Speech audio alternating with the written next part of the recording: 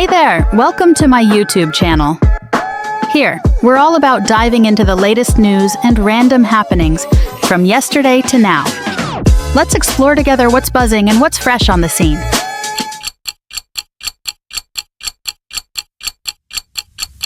Just before Bill Ackman turned 28, he was able to participate in the takeover of Rockefeller Properties, worth $1 billion at the time. How did he do it?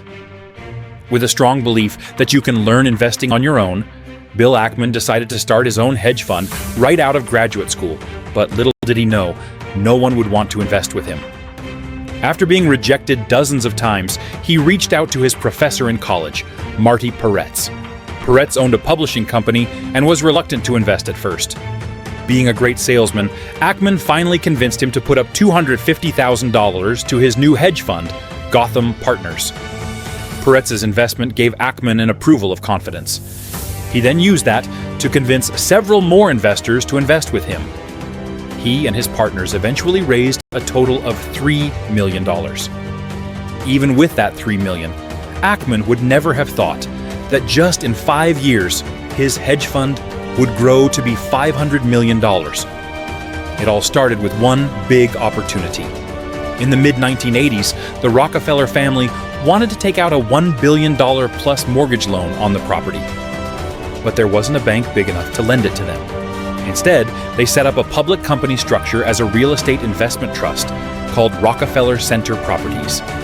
David Rockefeller was chairman of the board, and investors bought the stocks largely because it paid big dividends, and they liked the idea of partnering with the Rockefellers.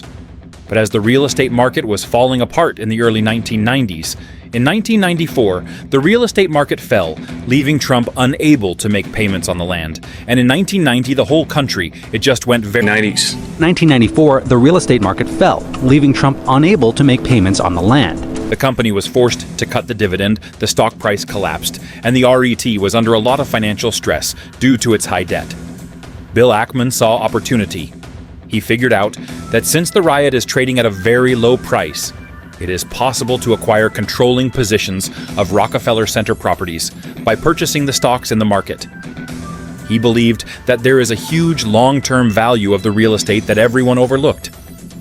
At that time, Rockefeller Centers had 6 million square feet of office space, some of the most valuable yet undermanaged retail space in the world, and 2 million square feet of air rights.